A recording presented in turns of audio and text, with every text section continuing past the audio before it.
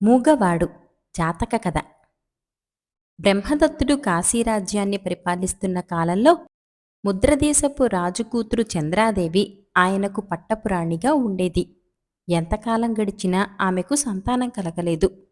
యువరాజు లేనందుకు ప్రజలు విచారించి రాజు వద్దకు వెళ్ళి పిల్లలు కలగడానికి ఏవైనా వ్రతాలు చేయమన్నారు. ఆ ప్రకారమే చంద్రాదేవి అనేక వ్రతాలు చేసింది. ఆమె ఒక పౌర్ణమి పుణ్యదినాన ఉపోషం ఉండి నేనే శీలవతినైతే నాకు ఒక మగపిల్లవాడు కలగాలి అనుకున్నది. దేవతలకు రాజైన ఇంద్రుడు చంద్రాదేవి కోరిక నెరవేర్చటానికి నిశ్చయించి ఆమె గర్భవాసాన జన్మించగలవాడెవడా అని ఆలోచించేసరికి ఆయనకు బోధిసత్వుడు జ్ఞాపకం వచ్చాడు. బోధిసత్వుడు ఒకప్పుడు కాశీరాజుగా జన్మించి 20 ఏళ్లు పరిపాలించి ఆ 20 ఏళ్ల పరిపాలనలోనూ తాను చేసిన పాపాలకు ప్రాయశ్చిత్తంగా 80,000 ఏళ్లు ఉష్ణధనరకం అనుభవించి తర్వాత దేవలోకంలో ఉండి అక్కడ తన కాలం తీరిపోగా ఊర్ధ్వలోకాలకు వెళ్ళిపోవటానికి సిద్ధమవుతున్నాడు. ఇంద్రుడు ఆ సమయంలో బోధిసత్వుడి వద్దకు వెళ్ళి, మిత్రమా, నీవు వెళ్ళి మానవలోకం జన్మించినట్టయితే ఎంతో పుణ్యం సంపాదించటమే కాక మానవ కోటిని ఉద్ధరించగలుగుతావు. కాశీరాజు ఆయన భార్య చంద్రాదేవి పుత్రుణ్ణి కోరి ఎన్నో వ్రతాలు చేస్తున్నారు. వారి కుమారుడివై జన్మించు అని కోరాడు. అందుకు బోధిసత్వుడు సమ్మతించాడు. బోధిసత్వుడు చంద్రాదేవి గర్భం ప్రవేశించిన సమయానే అతని అనుచరులైన దేవతలు 500 మంది కాశీరాజు పరివారంలోని వారి భార్యల గర్భాలలో ప్రవేశించారు. సకాలంలో బోధిసత్వుడు చంద్రాదేవి గర్భాన అనేక శుభలక్షణాలతో జన్మించాడు. ఆ రోజునే మిగిలిన 500 మంది పుట్టారు. వారందరూ తమ కుమారుడితో పాటు పెరిగి అతనికి అనుచరులుగా ఉండాలని రాజు ఉత్తరువిచ్చాడు. తన కుమారుడికి పాలివ్వటానికి 64 మంది దాదులను ఏర్పాటు చేశాడు. తర్వాత ఆయన తన పట్టపురాణి వద్దకు వెళ్ళి ఏదైనా ఒక వరం కోరుకోమన్నాడు. ఆమె సమయం వచ్చినప్పుడు కోరుకుంటానన్నది. పిల్లవాడికి బారసాల చేసి తేమీయుడని పేరు పెట్టుకున్నారు. ఆ సమయంలో రాజు సిద్ధాంతులను పిల్లవాడికి అరిష్టాలేమైనా ఉన్నాయా అని అడిగాడు. వారు లక్షణాలన్నీ పరిశీలించి, రాజా, ఈ కుర్రవాడికి ఎట్టి ప్రమాదాలు లేవు, పూర్ణాయువవుతాడు అని చెప్పారు.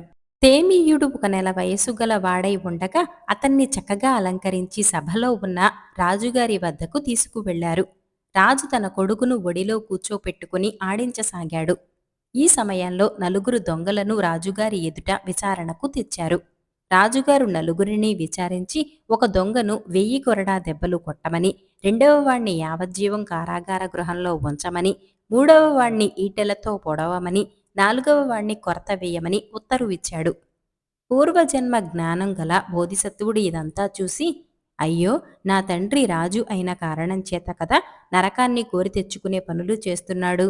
నేను ఒకప్పుడు 20 ఏళ్లు రాజుగా ఉన్నందువల్ల 80,000 ఏళ్లు ఉష్ణధన నరకం అనుభవించాను. మళ్ళీ నేను దొంగల వంశంలో జన్మించానేమిటి? తాను దొంగ అన్నది తెలియక నా తండ్రి 4 దొంగలకు అతి క్రూరమైన శిక్షలు విధించాడు. నేను కూడా రాజునయ్యానంటే నాకు నరకప్రాప్తి తప్పదు అనుకున్నాడు. అది మొదలు అతనికి ఈ దొంగ బ్రతుకు తప్పించుకోవటం ఎలాగా అని విచారం పట్టుకున్నది. అతని బంగారు శరీరం వాడిపోయినట్టయింది. అప్పుడతనికి తన పూర్వజన్మ తాలూకు తల్లి కనిపించి, భయపడకు నాయనా, ఈ పాపపు జీవితం నుంచి తప్పించుకోవాలంటే చెవిటివాడిలాగా, మూగవాడిలాగా, కాళ్ళు లేనివాడిలాగా, మతిలేనివాడిలాగా నటించు అని హెచ్చరించింది. తేమీయుడు అలాగే చేయ నిశ్చయించాడు. రాజుగారి ఆజ్ఞ ప్రకారం బోధిసత్వుడున్న చోటనే మిగిలిన 500 మంది పిల్లలను ఉంచారు. మిగిలిన వారంతా ఆకలి కాగానే పాల కోసం ఏడవసాగారు.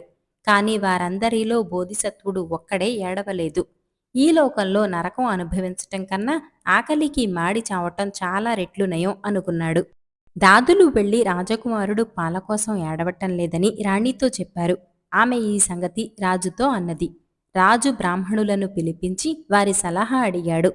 పిల్లవాడు పాల కోసం ఏడవనవసరం లేదు, సరి అయిన వేళకు పాలిస్తే గుటాగుటా తాగేస్తాడు అన్నారు బ్రాహ్మణులు. దాదులు అలాగే చేస్తూ వచ్చారు. కాని పరీక్షకు గాను వారు ఒకసారి పాలు ఇవ్వటం మానేస్తే పిల్లవాడు ఏడ్చేవాడు కాడు. ఇది వారికి ఆశ్చర్యం కలిగించింది. అదీకాక మిగిలిన పిల్లల్లా అతను చేతులు కాళ్ళు కదిలించి ఆడుకోలేదు, కేరింతలు కొట్టలేదు, అతని గొంతు నుంచి ఏ చప్పుడూ లేదు. చిటికెలు వేస్తే విననట్టుగా కనపడేవాడు. దీనికి కారణమేమిటో ఎవరూ తెలుసుకోలేకపోయారు. ఈ విధంగా ఒక ఏడాది గడిచింది. ఒకనాడు దాదులు మిఠాయి తెచ్చి పిల్లలందరి మధ్య పెట్టి, తినండి అని చాటుకు వెళ్లి ఏం జరుగుతుందో అని చూడసాగారు. మిగిలిన పిల్లలందరూ ఎగబడి మిఠాయిలు తిన్నారు. ఒకరి చేతిలోనిది ఒకరు లాక్కున్నారు. తేమీయుడు మాత్రం కొంచెం కూడా ఆసక్తి కనబరచలేదు. ఇది చూసి రాణి గుండె చెరువైపోయింది. ఆమె మిఠాయి తెచ్చి తిను తండ్రి అని తన చేత్తో అతని నోట పెట్టింది. 5 ఏళ్లు గడిచాయి. 5 ఏళ్లు నిండిన పిల్లలకు నిప్పు భయం తెలుస్తుంది. నిప్పు చూసి తేమీయుడు భయపడతాడేమో చూస్తామని రాజుగారు పిల్లల కోసం ఒక పెద్ద పాక వేయించి దానిపైన తాటాకులు వేయించారు. అందులో పిల్లలందర్నీ ఉంచారు. తర్వాత ఆ పాకకు నిప్పు అంటించారు. నిప్పు చూడగానే మిగిలిన 500 మంది పిల్లలు భయపడి పారిపోయారు. తేమీయుడు మాత్రం నరకంలో మగ్గటం కన్నా ఈ మంటలలో చావటమే నయం అనుకుని నిర్లిప్తుడిగా ఉండిపోయాడు. మంటలు అతని దాకా వచ్చే సమయానికి అతన్ని ఎవరో ఎత్తుకుని ఇవతలకి రావలసి వచ్చింది. తేమీయుడు 7 ఏళ్లవాడయ్యాడు. కొన్ని తాచుపాములకు కూరలు పీకేసి మూతులు కుట్టి పిల్లలందరూ ఉన్న చోట వదిలారు. మిగిలిన పిల్లలందరూ బెదిరి పారిపోయారు కాని తేమీయుడు కూర్చున్న చోట నుంచి కదలలేదు. పాములు అతని శరీరం నిండా పాకాయి. అతన్ని నెత్తిన పడగలు విప్పి పట్టాయి. అయినా అతను చలించలేదు. అతని కాళ్లల్లో ఏ లోపమూ లేదు. చెవులు, నోరు కూడా ఉండవలసినట్టుగానే ఉన్నాయి. అతను ఎందుకు కదలడో, ఎందుకు మాట్లాడడో, ఎందుకు వినడో ఎవరూ ఊహించలేకపోయారు. పిల్లలు వినోదం కోసం నాటకాలాడారు. వినోదం చూసి మిగిలిన పిల్లలందరూ నవ్వారు కాని తేమీయుడు నవ్వలేదు. ఒకడు కత్తితో నృత్యం చేస్తూ ఏడి ఆ రాజకుమారుడు, వాణ్ణి శిరశ్ఛేదం చేస్తాను అంటూ కత్తి చాచి తేమీయుడి మీదకి భయంకరంగా వచ్చాడు. మిగిలిన పిల్లలు కెవ్వున అరచి పారిపోయారు. కాని తేమీయుడు కాస్త కూడా చలించలేదు. నృత్యగాడు తన నటన చాలించి అక్కడ నుంచి వెళ్ళిపోయాడు.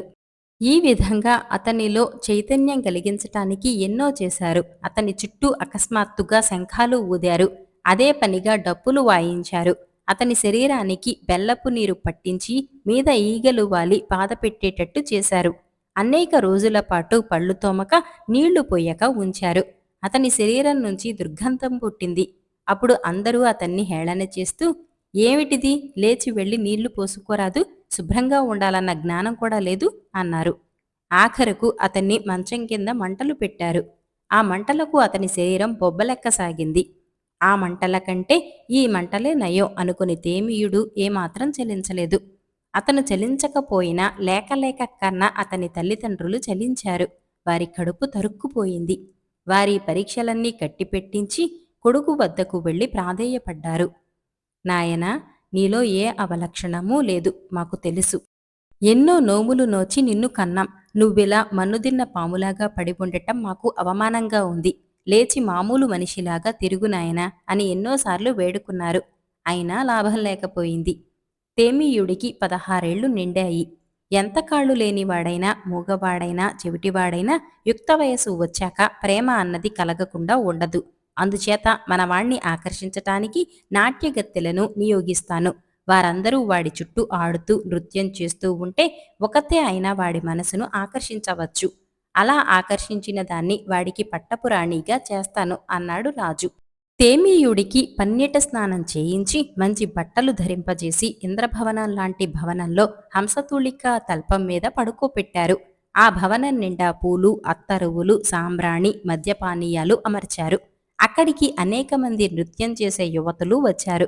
వారు తమ ఆటలతోనూ పాటలతోనూ రాజకుమారుణ్ణి రంజింపచేయటానికి విశ్వ ప్రయత్నాలు చేశారు. కాని అతను ఆ నృత్యం చేసే యువతుల గాలి సోకితే ఏమవుతుందోనని ఊపిరి కూడా పీల్చక కొయ్యలాగా అయిపోయాడు. చివరక ఆ యువతులు ప్రాణం విసిగి రాజుగారి వద్దకు వెళ్ళి, మీ కుమారుడు మనిషి కాడు, రాక్షసుడు అయి ఉండాలి. మేం నాట్యం చేస్తూ దగ్గరకు పోతే నిలువున కొయ్యబారిపోయాడు అని చెప్పారు. ఈ విధంగా 16 ఏళ్ల పాటు సాగించిన ప్రతి పరీక్ష బూడిదలో పోసిన పన్నీరైపోయింది. తేమీయుడి రహస్యమేమిటో ఎవ్వరికీ తెలియలేదు. రాజుగారు దైవజ్ఞులను పిలిపించి, నాకు కుమారుడు కలిగినప్పుడు అతనిలో అనేక శుభలక్షణాలున్నాయని, అరిష్టాలేమీ లేవని మీరు చెప్పారు. నా కొడుకు అవిటివాడు, పుట్టి చెవిటి, పుట్టు మూగ. మీ మాటలు అక్షరాల అబద్ధమయ్యాయి. దీనికేమంటారు అని అడిగాడు. మహారాజా, మీరు ఎన్నో వ్రతాలు చేసి లేక లేక కొడుకును కని ఆనందంలో ఉన్న సమయంలో ఆ కొడుకు అదృష్టహీనుడని చెప్పటానికి మాకు నోరు రాలేదు. అంచేత అబద్ధం చెప్పాం అన్నారు దైవజ్ఞులు. అయితే ఇప్పుడేం చేయాలి అన్నాడు రాజు. అయ్యా, ఈ కుర్రవాడు జీవించి ఉండటం వల్ల మీకు మీ రాజ్యానికి మహారాణి గారికి ఆపద తప్పదు. అందుచేత అశుభప్రదమైన రథానికి అశుభ లక్షణాలు గల గుర్రాలను కట్టి అందులో ఈ కుర్రవాణ్ణి పెట్టి పడమటి ద్వారం గుండా శ్మశానానికి తీసుకుపోయి అక్కడ పాతిపెట్టించండి అన్నారు దైవజ్ఞులు. అపాయాలకు వెరిచి రాజు అలాగే చేయించమన్నాడు. ఈ సంగతి విని చంద్రాదేవి రాజు వద్దకు వెళ్ళి, మహారాజా, నాకొక వరం ఇస్తానని వెనుక వాగ్దానం చేశారు. ఇప్పుడు ఆ వరం ఇవ్వండి అన్నది. రాజు సరేనన్నాడు. అయితే నా కొడుకుకు రాజ్యాభిషేకం చేయండి అన్నది రాణి. అది సాధ్యమయ్యే పని కాదు, నీ కొడుకు అరిష్ట జాతకుడు అన్నారు రాజు. యావజ్జీవం కాకపోయినా 7 ఏళ్ల పాటు రాజ్యం చేయనివ్వండి అన్నది. రాజు వల్ల కాదన్నాడు. ఆఖరకు 7 రోజుల పాటు రాజును చేయటానికి ఒప్పుకున్నాడు. చంద్రాదేవి వెంటనే తన కుమారుడికి తగిన వస్త్రాభరణాలు తొడిగించి నగరమంతా అలంకరించి ఆ రోజు నుంచి తేమీయ మహారాజు పరిపాలన ఆరంభమవుతున్నదని చాటింపు వేశారు. ఆ రాత్రి యావత్తూ చంద్రాదేవి తన కొడుకు దగ్గర కూర్చొని, నాయనా, నీకోసం 16 ఏళ్లపాటు నేను కన్ను ముయ్యలేదు. ఏడ్చి ఏడ్చి నా కళ్ళు కాయలు కాశాయి. నువ్వు అవిటివాడివి కావు, నాకు తెలుసు. నాకోసమైనా లేచి తిరుగునాయనా అని ఎంతో బతిమాలింది. కాని తేమీయుడిలో ఎంతమాత్రమూ చైతన్యం లేదు. ఈ విధంగా 6 రోజులు గడిచాయి. రాజు తన సారథి అయిన సునందుణ్ణి పిలిపించి, రేపు లోపల ఆ శుభప్రదమైన రథానికి అశుభ లక్షణాలు కల గుర్రాలను పూంచి సిద్ధం చెయ్యి. తర్వాత తేమీయుణ్ణి అందులో పెట్టుకుని పడమటి ద్వారం గుండా శ్మశానానికి తీసుకుపో. అక్కడ నలుచెదరంగా ఒక గొయ్యి తవ్వి అందులో తేమీయుణ్ణి పడవేసి పూడ్చి స్నానం చేసిరా అని ఆజ్ఞాపించాడు. ఆఖరు రాత్రి చంద్రాదేవి తన కొడుకు మీద పడి ఏడుస్తూ, రాజుగారు నీ మరణానికి ఉత్తరువిచ్చాడు. నీ ఆయువు రేపటితో మూడింది తండ్రి అని చెప్పింది. ఈ మాట వినగానే బోధిసత్వుడికి పరమానందమైంది. 16 ఏళ్లు నేను చేసిన కృషి ఫలించబోతున్నది కదా అనుకున్నాడు. తన తల్లి గుండె పగిలి ఏడుస్తున్నదని తెలిసి కూడా ఆమెను ఊరడించటానికైనా నోరు విప్పలేదు. తెల్లవారుతూనే సారథి సునందుడు రథం సిద్ధం చేసి తెచ్చి తలవాకిట నిలపెట్టి లోపలికి వచ్చి రాణితో, అమ్మా, తమకు తెలియనిదేమున్నది? రాజాజ్ఞ నిర్వర్తించాలి అన్నాడు. చంద్రాదేవి తన కుమారుడిపై పడి ఏడవసాగింది. సారథి తేమీయుణ్ణి తన చేతులతో ఎత్తుకుని రథంలో పెట్టి పడమటి ద్వారానికే పోతున్నామనుకుంటూ తూర్పు ద్వారంకేసి వెళ్ళాడు. తూర్పు ద్వారం దాటి రథం 3 యోజనాలు వెళ్లేదాకా ఆగలేదు. అక్కడ సునందుడికి ఒక అడవి, దాని సమీపంగా రుద్రభూమి ఉన్నట్టు భ్రమ కలిగింది. వెంటనే అతను రథం దిగి తేమీయుడి నగలు ఒలిచి మూటకట్టి ఒకచోట నలుచదరంగా గుంట తవ్వనారంభించాడు. 16 ఏళ్లుగా చలనం లేని నా అవయవాలకు ఇప్పుడు పని తగిలింది అనుకుంటూ బోధిసత్వుడు లేచి నిలబడి తన చేతులను రుద్దుకున్నాడు. చేతులతో 2 కాళ్ళు రుద్దుకున్నాడు. రథం నుంచి దిగి అటూ ఇటూ నడిచి చూసుకున్నాడు. తనకేమాత్రం బలం ఉన్నదో చూడటానికి రథాన్ని వెనక నుంచి పట్టుకుని ఎత్తాడు. అది చెండులాగా లేచింది. తర్వాత అతను గుంట తవ్వే సునందుడితో, ఏమోయ్, అంత శ్రద్ధగా గుంట తవ్వుతున్నావు, ఎందుకేమిటి అన్నాడు. మా రాజుగారి కొడుకు వెర్రిబాగులవాడు, వికలాంగుడు, మూగ, చెవిటి, అందుచేత అక్కడ గుంట తవ్వి పూడ్చి రమ్మన్నారు అన్నాడు సునందుడు వెనక్కు తిరిగి చూడకుండానే. సరిగా చూడు, నేను వికలాంగుణ్ణి కాను, చెవిటివాణ్ణి కాను. నన్ను పాతేస్తే నీకు మహాపాతకం చుట్టుకుంటుంది అన్నాడు బోధిసత్వుడు. సారథి తల పైకెత్తి రాజకుమారుణ్ణి చూసి నిర్ఘాంతపోయి, మీరెవరు? మీ పేరేమిటి? మీ తండ్రి గారి పేరేమిటి అన్నాడు. బోధిసత్వుడు నిజమే చెప్పాడు. కాని సారథి నమ్మలేకపోయాడు. అతను రథం వద్దకు వెళ్ళి అందులో రాజకుమారుడు కాని అతని నగలు కాని లేకపోవటం చూసి ఆ తర్వాత నిజం తెలుసుకుని బోధిసత్వుడి కాళ్ల మీద పడి, మహారాజా, అలా అయితే మీరీ దిక్కుమాలిన అడవికి రావటం దేనికి? నగరానికి పదండి, హాయిగా రాజ్యం చేద్దురు కాని అన్నాడు. నాకు రాజ్యము, వైభవము వద్దు. వాటి కోసమే నేను ఎన్నో పాపాలు చేయవలసి ఉంటుంది అన్నాడు బోధిసత్వుడు. అలా కాదు మహారాజా, మిమ్మల్ని తీసుకువెళితే మీ తండ్రి గారు, తల్లిగారు, ప్రజలు ఎంతో ఆనందించి నాకు అంతులేని బహుమతులిస్తారు అన్నాడు సారథి. పిచ్చివాడా, నాకిక ఎవరి సంతోషంతోనూ పనిలేదు. ఈరోజు నా జన్మ తరించింది. నేను సంపూర్ణ మానవుణ్ణి అయ్యాను అన్నాడు బోధిసత్వుడు. అయితే తమరు ఎంతకాలము మూగగా చెవిటిగా ఎందుకు నటించారు మహారాజా అని అడిగాడు సారథి. ఒకప్పుడు నేను రాజరికము ఆ తర్వాత ఘోర నరకము అనుభవించిన వాణ్ణి. మళ్ళీ రాజరికం సంప్రాప్తమవుతుందన్న భయంతో నా నోరు కట్టుబడింది. నేను వింటూండగా నా తండ్రి నిర్దయగా నలుగురికి క్రూరమైన శిక్షలిచ్చారు. ఆ తర్వాత నాకు చెవులు పోయినట్టే అయింది. నేను వెర్రుబాగుల వాణ్ణి అయిపోయాను. ఈ జీవితం దుర్భరప్రాయము, దుఃఖమయము అని గ్రహించిన వారు దీనికోసం ఇంకొకడిపై ఆగ్రహిస్తాడా? దీనికోసం ఇంకొకడిని దండిస్తాడా? ఈ పాటి సత్యం తెలియక మానవులు అజ్ఞానంలో పడిపోతారు కాని అన్నారు బోధిసత్వుడు. అప్పుడు సారథి, మహారాజా నన్ను కూడా మీతో రానివ్వండి అన్నాడు. అలా కాదు, ఈ రథం రాజుగారిది. దాన్ని రాజుగారికి అప్పగించు. నీ రుణానుబంధాలు అన్నీ కడిగేసుకుని సన్యాసం పుచ్చుకో. అంతదాకా నువ్వు స్వతంత్రుడివి కావు అన్నాడు బోధిసత్వుడు. తాను నగరంలోకి వెళ్ళిపోగానే రాజకుమారుడు తన దారిన అరణ్యంలోకి వెళ్ళిపోతాడని భయపడి సారథి, స్వామి నేను తిరిగి వచ్చేదాకా ఇక్కడే ఉంటానని మాట ఇయ్యండి. రాజుగారిని తీసుకువస్తాను. ఆయన మిమ్మల్ని చూసి చాలా ఆనందపడతారు అన్నాడు. బోధిసత్వుడు అతని కోరిన ప్రకారం అక్కడే ఉంటానని మాట ఇచ్చాడు. సారథి అతని పాదాలు కాళ్లకు అద్దుకొని బయలుదేరాడు. తన కుమారుడు లేకుండా రథం తిరిగి వస్తూ ఉండటం చంద్రాదేవి కిటికీలో నుంచి చూసి బోరున ఏడిచింది. ఆమె సారథిని పిలిచి, ఏం నాయనా, నా కొడుకు ఆఖరు క్షణంలోనైనా నోట ఒక్క మాట పలకలేదా? వాడు కాళ్ళు చేతులు తన్నుకోలేదా అని అడిగింది. ఆయన మూగవాడు అవిటివాడు ఎందుకైనాడు తల్లి? రాజరికానికి భయపడి అలా నటించాడు. ఆయన గొంతు కండు గొంతు.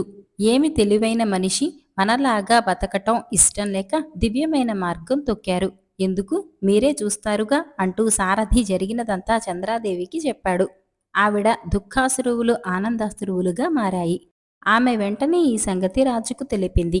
రాజుకు కాలు నిలవలేదు. తమ కుమారుణ్ణి చూడటానికి ఆయన బ్రహ్మాండమైన పరివారాన్ని పోగు చేసి బయలుదేరాడు. వారంతా వచ్చి చేరేలోగా ఇంద్రుడు బోధిసత్వుడికి ఒక మంచి పర్ణశాల నిర్మించమని విశ్వకర్మను ఆజ్ఞాపించాడు. రాజు సపరివారంగా ఈ పర్ణశాల వద్దకే వచ్చాడు. బోధిసత్వుడు తన తండ్రి కోసం ఒక ఆసనం వేయించాడు. కాని రాజు దానిపై కూర్చోక కొడుకుపై గల గౌరవభావం కొద్దీ కిందనే కూర్చున్నాడు. ఆయన తన కొడుకును ఎలాగైనా తీసుకువెళ్లాలనే ఉద్దేశంతో, నాయనా, నీకీ పర్ణశాల ఏమిటి? కట్టిక నేల మీద పడుకోవటమేమిటి? ఆకులు అలములు తినటమేమిటి? బోలెడన్ని సౌధాలున్నాయి. దాసదాసి జనం ఉన్నారు. రాజ్యం ఉన్నది. వచ్చి హాయిగా ఏలుకో అన్నాడు. నువ్వు చెప్పినవన్నీ మాసిపోయే సుఖాలు. నాకు వాటితో పనిలేదు. మనం రాజ్యాలను సింహాసనాలను గురించి ఆలోచిస్తూనే ఉంటాం. మన కోసం ఒకటి పొంచి ఉన్నది. ఒకటి తన పని తాను చేసుకుపోతూ ఉంటుంది. మూడవది అదును కనిపెట్టి వేటు వేస్తుంది. పొంచి ఉండేది వృద్ధాప్యం.